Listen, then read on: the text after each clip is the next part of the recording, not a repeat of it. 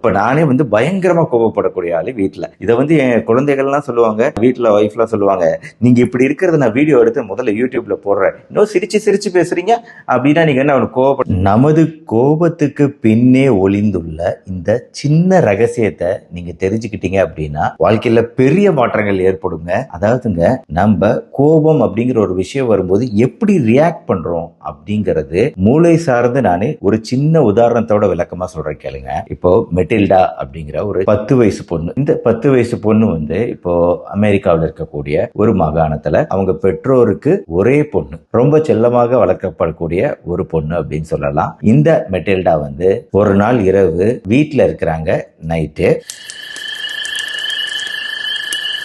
இது வந்து நடக்கிறது அமெரிக்கா அப்படிங்கிறதுனால அமெரிக்காவில் சில கலாச்சாரம்லாம் அதிகம். உங்களுக்கு தெரியும், பெற்றோர் ஒரு அறையில தூங்குனாங்க அப்படின்னா குழந்தைகள் பொதுவா சின்ன வயசுலயே வந்து வேற ஒரு அறையில தனியா தான் தூங்குவாங்க அப்படிங்கிற கலாச்சாரம்லாம் அதிகம். இன்னொன்னு, பெற்றோர்கள் குழந்தைகளை வீட்டுல விட்டுட்டு வெளியே போயிட்டு வர்றது அப்படிங்கிறது ரொம்ப சாதாரணம். ஏன்னா எப்படி இருந்தாலும் குழந்தைகள் இன்னொரு ரூம்ல தான் இருக்கிறாங்க, அவங்க பாட்டுக்கு சாப்பிட்டுட்டு படுத்து தூங்கிடுவாங்க அப்படிங்கிற மாதிரி அவங்க கலாச்சாரத்துல சாதாரண விஷயங்கள் இதெல்லாம். அப்படி இருக்கும்போது அவங்க பெற்றோர் வந்து ஒரு நாள் வந்து ஒரு விழா நிகழ்ச்சிக்காக வந்து போறாங்க. பார்ட்டி அப்படின்னு சொல்லலாம். இது வந்து சாயந்தரம் ஆரம்பிச்சு ராத்திரி வரைக்கும் இந்த நிகழ்ச்சி நடந்துகிட்டு இருக்கு. ராத்திரி ஒரு 12 மணி ஆயிடுது. அதுக்கப்புறம் தான் வீட்டுக்கு திரும்பி வராங்க. மெட்டில்டா வீட்டுல தான் இருக்கிறாங்க. திரும்பி வரும்போது அவங்க வீட்டுல பாக்குறாங்க, மெட்டில்டாவோட ரூம்ல லைட் ஆஃப் ஆயிருந்தாலும் மாடியில அவங்க ரூம்ல வந்து லைட் எரிஞ்சுக்கிட்டு இருக்கு. அங்க ஏதோ லைட்டா மனித நடமாட்டம் இருக்கிற மாதிரி தெரியுது. கார்ல வந்துகிட்டு இருக்கும் போது கேட்டை திறக்கும் போது அவங்க பெற்றோர் அதை பாத்துறாங்க. அவங்க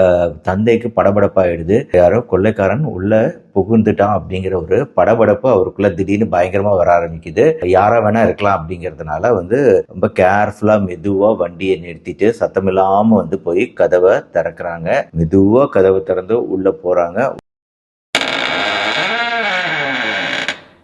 உள்ள போய் பாக்குறாங்க. ஹால் பகுதியில வந்து அங்கொன்னு இங்கொன்னுமா லைட்டுகள் எரிஞ்சுக்கிட்டு இருக்கு. ஆனா யாரும் இருக்கிற மாதிரி தெரியல. அப்புறம் மாடிக்கு போகணும். பயங்கர படபடப்பாகுது அப்பாவுக்கு. அவர் வந்து அந்த எப்பவுமே அமெரிக்கால வந்து ஒரு துப்பாக்கி கலாச்சாரம் ரொம்ப காமன் அப்படிங்கறதுனால அவர் டேபிள்குள்ள வச்சிருக்கிற அந்த துப்பாக்கியை எடுக்கிறாரு. எடுத்து லோட் பண்ணிக்கிறாரு. துப்பாக்கியை லோட் பண்ணிட்டு அப்படியே மெதுவா வந்து படிக்கட்டுகள் ஏறி மேல போறாரு. மேல போய் அவங்க ரூம் இருக்கிற லைட் எரிஞ்சிட்டு இருக்க ரூம் அப்படியே மெதுவா திறந்து உள்ள போய் பாக்குறாரு. யாரும் அங்க இல்ல. அங்க பாத்ரூம்ல பாக்குறாரு, கபோர்ட்ல பாக்குறாரு, யாரும் அங்க இருக்கிற மாதிரி தெரியல. அப்புறம் அப்படியே மெதுவா வர்றாரு, இங்க யாருமே இல்லையே அப்படின்னு சொல்லிட்டு இப்ப அடுத்து இருக்கக்கூடிய ஒரே ரூம் மெட்டில்டாவோட ரூம் மட்டும்தான். மெட்டில்டாவோட ரூம மெதுவா கதவை திறக்கிறாரு.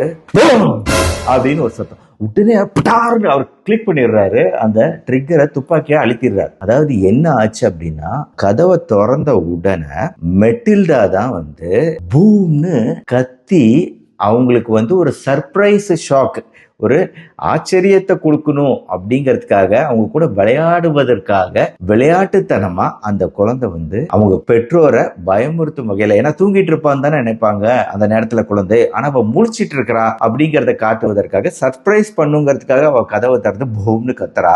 ஆனா இந்த பில்டப் கொஞ்சம் கொஞ்சமா வந்து இவருக்குள்ள நடந்த அப்பாவோட பில்டப்னால, அவருக்குள்ள நடந்த பதட்டத்தினால அவரு அந்த சத்தம் கேட்ட உடனே ட்ரிகர் அழுத்திடுறாரு, கன்னோட ட்ரிகர் அழுத்திடுறாரு. ஆக்சுவலா அந்த குழந்தை இறந்துடுறாங்க அப்படிங்கிறது தான் இது உண்மையான ஒரு நிகழ்வு. என்னன்னா, இது எதனால் நிகழ்ந்துச்சு, இதுக்கப்புறம் அவங்க அப்பா கிட்ட வந்து இதை பத்தி கோர்ட்ல எல்லாம் பேசும்போது எப்படி அதை அழுத்தினார் அப்படிங்கிறது எனக்கு தெரியல, என்னை மீறி நடந்த ஒரு நிகழ்வு அது அப்படின்னு சொல்லிட்டு அவரு சொல்லி அப்படி கதறி கதறி அழுகிறாரு. அதாவது இங்க என்ன நடந்திருக்கு அப்படின்னா, நம்ம மூளை வந்து இப்படிதாங்க பரிணாம ரீதியா வடிவமைக்கப்பட்டிருக்கு. அதாவது ஆதிகால மனிதர்கள் எடுத்துக்கங்களேன். அந்த காலத்துல வந்து மனிதர்கள் அப்படியே வந்து காட்டுக்குள்ளாரெல்லாம் போய்கிட்டு இருக்காங்க. அடர்ந்த காட்டு பகுதியில போயிட்டு இருக்கிறான் ஒரு மனிதன். அப்படி போயிட்டு இருக்கும்போது ஜீர்ண புதர விலைக்கு ஒரு புலி மேல பாயுதுன்னு வைங்களேன். அப்படி அந்த புலி குபீர்னு பாயும் போது அப்ப இந்த மனுஷனுக்கு அவ்வளவு பக்கத்துல கிட்டக்க ஒரு 10 அடி தூரத்துல டக்குன்னு அவங்க மேல பாய வருதுன்னா,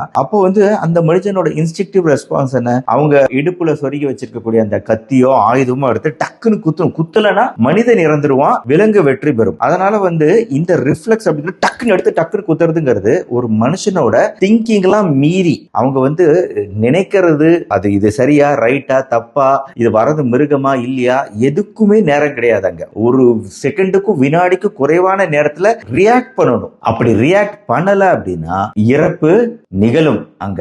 அதனால இது வந்து மனிதனோட இயல்பு. இப்படிதான் வந்து ஆதிகால மனிதன் இருந்திருக்கிறான். அப்ப போக போக இன்னைக்கு நம்ம இந்த நிலைமைக்கு இருக்கிறோம் அப்படின்னா நம்ம மூளை வந்து சில விஷயங்களை வந்து கனப்பொழுதில் ஒரு வினாடிக்கும் குறைவான நேரத்தில் முடிவெடுக்க வேண்டிய சமயங்கள்னு வரும்போது இப்படிதான் ரியாக்ட் பண்ணும். நம்ம மூளை வந்து இப்படிதான் ரியாக்ட் பண்ணும். நம்ம மூளை ரியாக்ட் பண்ணல. நம்ம மூளைக்குள்ள 2 பகுதி இருக்கு. ஒரு பகுதி வந்து திங்கிங், நான் படத்துல காமிக்கிறேன், அது வந்து யோசிச்சு முடிவெடுக்கும் பகுதி. இன்னொரு பகுதி வந்து லிம்பிக் சிஸ்டம், எமோஷன்ஸ், நம்ம உணர்வுகள், உணர்ச்சிகள், நம்ம ரியாக்ஷன், இதையெல்லாம் கட்டுப்படுத்தக்கூடிய இன்னொரு சிஸ்டம் நம்ம மூளையில இருக்குங்க. அது அமிக்டலா அப்படின்னு சொல்லக்கூடிய ஒரு பகுதி. இந்த பகுதி வந்து லிம்பிக் சிஸ்டம் அப்படின்னு சொல்லிட்டு, இதுதான் வந்து மனிதனோட மூளை ஃபர்ஸ்ட் குட்டியா இருந்துச்சுங்க. போக போக தான் அந்த மூளை பெருசாச்சு. அந்த குட்டியா இருக்கக்கூடிய ஃபர்ஸ்ட் சிஸ்டம் வந்து லிம்பிக் சிஸ்டம் தான். அந்த சிஸ்டம் வந்து எப்ப டேஞ்சர் இருக்கோ அந்த டேஞ்சருக்கு நம்ம ரியாக்ட் பண்ணும் அப்படின்னு டெவலப் ஆன சிஸ்டம் அந்த குட்டியான சிஸ்டம். போக போக மனிதனோட டெவலப்மெண்ட், அவனோட மூளை வளர்ச்சி அதிகமாக அதிகமாக அதிகமாக என்னாச்சு, ஒரு ஸ்டேஜ்ல மூளை ரொம்ப பெருசாயிடுச்சு. மூளையில முடிவெடுக்கும் திறன் ஒரு தனி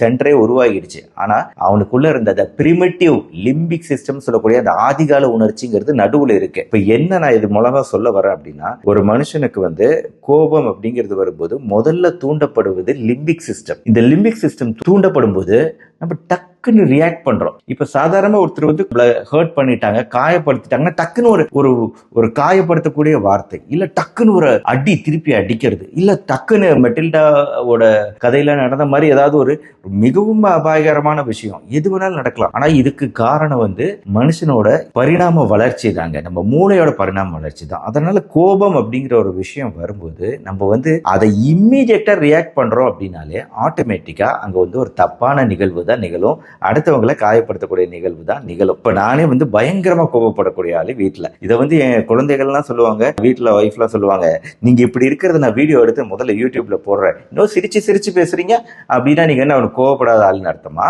அப்படின்னு சொல்லி என்கிட்ட கேட்பாங்க. போடுங்க, தாராளமா போடுங்க அப்படின்னு சொல்லுவேன். ஏன்னா நானும் மனுஷன் தானே, எல்லா மனுஷங்களுக்கும் உண்டான கோபங்கிறது எனக்கு வரல. ஆனா அப்படி வரக்கூடிய கோபத்தை கட்டுப்படுத்த நம்ம தெரிஞ்சுக்கிட்டோம்னா, அந்த நொடியில நம்ம ரியாக்ட் பண்ணாம இருந்துட்டோம்னாலே பல பிரச்சனைகளை தவிர்த்திடலாங்க. அந்த கன பொழுதுல நம்ம எடுக்கக்கூடிய முடிவுகள் வாழ்க்கையை மாற்றக்கூடியதா இருக்கு. இந்த மாதிரி நிறைய கதைகள் நான் சொல்லிக்கிட்டு போலாம். மெட்டில்டா கதை மாதிரி என்கிட்ட பல கதைகள், உண்மையான கதை இல்லைங்க, உண்மை சம்பவங்கள் என்கிட்ட இருக்கு. இதையெல்லாம் வரிசையா சொல்ல ஆரம்பிச்சா சொல்லிக்கிட்டே இருக்கலாம். பட் இந்த ஒரு உதாரணம் போதும்னு நினைக்கிறேன். அதனால கோபம் அப்படிங்கிறது பல நேரத்துல நல்ல விஷயம், அது நம்மளுக்கு நன்மை தரக்கூடிய விஷயம்.